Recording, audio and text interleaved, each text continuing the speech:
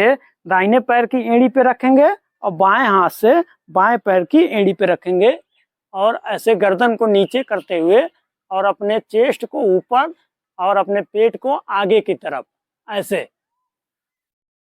नमस्ते। एक आसन हमारे गर्दन, कंधे, रीढ़ की हड्डी, चेस्ट और पाचन शक्ति को मजबूत बनाने के लिए, इसको बोलते हैं उष्टासन।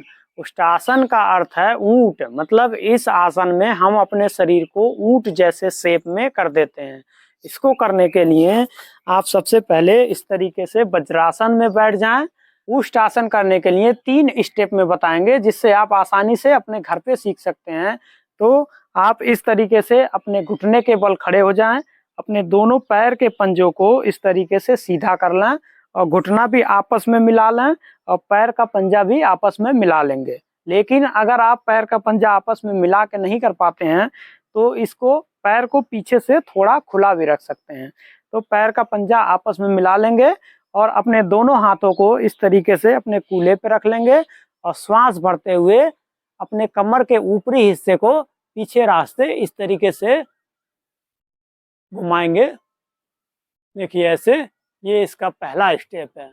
जितना हो अपने शरीर के सामर्थ्य के अनुसार उतना करें। अगर आप इस तरीके से नहीं कर पा रहे हैं तो अपने दोनों हाथों को इस तरीके से लॉक कर लीजिए और फिर अपने शरीर को कमर के ऊपर से ऐसे धीरे धीरे पीछे रास्ते करेंगे। ये थोड़ा आसानी से हो जाता है, तो ये इसका पहला स्टेप है। तो ये आप 3 से 4 दिन पहला स्टेप ही करें, उसके बाद दूसरा स्टेप करें। जब आप 4 से 5 दिन पहला स्टेप करेंगे तो आपके कमर में थोड़ी फ्लेक्सिबिलिटी आएगी जिससे आप सेकंड स्टेप करने के लिए तैयार हो जाएंगे। तो सेकंड स्टेप करने के लिए इस तरीके से अपने हाथों को कमर पे रख लेते हैं और ऐसे घुमाते हुए दाहिने हाथ से दाहिने पैर की एड़ी और बाएं हाथ से बाएं पैर की एड़ी इस तरीके से, और अपना एड़ी जो है इसके बीच में अंगूठा और तर्जनी के बीच में ऐसे एड़ी रख लेते हैं। और अपने हाथों को घुमाने का तरीका चाहे आप ऐसे घुमाएं, चाहे सीधे ले जाएं, चाहे पूरा घुमाएं, उससे कोई फर्क नहीं पड़ता है।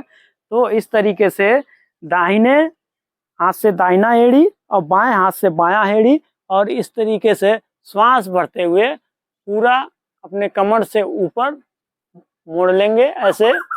देखिए, अब इस स्थिति में जिन लोगों का कमर दर्द होता है वो इसका अगला स्टेप ना करें। जिनको हार्निया की समस्या, अल्सर, हाई बीपी, जिनके पेट में चोट लगी है या हाल ही में अभी पेट का ऑपरेशन हुआ है, तो वो उन लोगों को ये आसन नहीं करना चाहिए। अभी देखिए हम इस स्थिति में है, हमारा पूरा ये थाई मसल्स और पेट की मसल्स पे चेस्ट पूरा खुला है और इस तरीके से इसमें बहुत सारे लाभ होते हैं, बताएंगे। इस स्थिति में जितनी देर हो सके अपनी शरीर के सामर्थ्य के अनुसार उतनी देर रुकेंगे, उसके बाद धीरे धीरे श्वास छोड़ते हुए सामान्य स्थिति में आ जाएंगे। जब आप 4 से 5 दिन दूसरा स्टेप भी करेंगे तो और ज़्यादा कमर में फ्लेक्सिबिलिटी आएगी। फिर आप जो है तीसरा स्टेप कर सकते हैं। तीसरा स्टेप करने के लिए अपने पैरों को इस तरीके से गिरा लेते हैं पंजों को और आपस में सटा लेते हैं। देखिए ऐसे, पंजा भी आपस में सट गया, घुटने भी आपस में सट गए। अब अपने दाहिने हाथ से दाहिने पैर की एड़ी पे रखेंगे और बाएं हाथ से बाएं पैर की एड़ी पे रखेंगे और ऐसे गर्दन को नीचे करते हुए और अपने चेस्ट को ऊपर और अपने पेट को आगे की तरफ ऐसे। इस तरीके से 10 सेकेंड 20 सेकेंड अपने शरीर के सामर्थ्य के अनुसार रुकें। उसके बाद श्वास छोड़ते हुए धीरे धीरे सामान्य स्थिति में आ जाएं। अब आप एक और तरीके से कर सकते हैं, अपने हाथों को अपने पैर के तलवे के साथ ऐसे लगा भी सकते हैं। तो उसको करने के लिए श्वास भरते हुए इस तरीके से दाहिने हाथ को दाहिने तलवे से और बाएं हाथ को बाएं तलवे से इस तरीके से। लेकिन ये प्रैक्टिस थोड़ा हार्ड है, इसको आप कम से कम 20 से 25 दिन पहले फर्स्ट स्टेप, उसके बाद सेकंड, फिर थर्ड, फिर आप इस तरीके से कोशिश कर सकते हैं। इस स्थिति में कुछ देर रुकेंगे, उसके बाद धीरे धीरे सामान्य स्थिति में आ जाएंगे।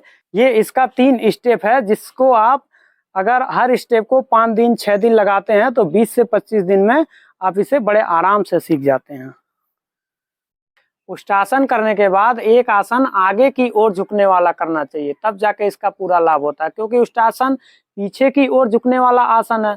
अब हम एक आसन जो है आगे की ओर झुकने वाला कर लेंगे तो हमारे पीठ में जो भी खिंचाव हुआ होगा वो सही हो जाएगा। तो एक आसन आगे की ओर झुकने के लिए इस तरीके से अपने दोनों टांगों को आगे से खोल लेंगे और श्वास भरते हुए हाथों को उठाएंगे और श्वास छोड़ते हुए इस तरीके से इस स्थिति में आ जाएंगे। इसको बोलते हैं शशक आसन। इस स्थिति में 10 सेकंड 20 सेकंड रुकेंगे, श्वास की गति सामान्य कर देंगे, इससे भी बहुत सारे लाभ होते हैं। उसके बाद श्वास भरते हुए इस तरीके से सामान्य स्थिति में आ जाएंगे। तब उष्टासन को करने से हमारे कंधे की मसल्स, पीठ की मसल्स, गर्दन की मसल्स के लिए बहुत ज़्यादा लाभकारी है। ये तीनों मसल्स को मजबूत बनाता है और हमारे पेट की चर्बी भी कम करता है। और जिन लोगों को कब्ज की शिकायत रहती है, एसिडिटी की समस्या होती है, खाना नहीं पचता है, इसको करने से हमारे पेट संबंधित बीमारियों के लिए, गैस, कब्ज, एसिडिटी और भी जितनी भी जो है डाइजेशन से सिस्टम बीमारियां होती हैं, उनके लिए भी ये बहुत लाभकारी है। आशा करते हैं कि हमारे द्वारा बताई गई जानकारी आपको समझ में आया होगा। धन्यवाद, नमस्कार।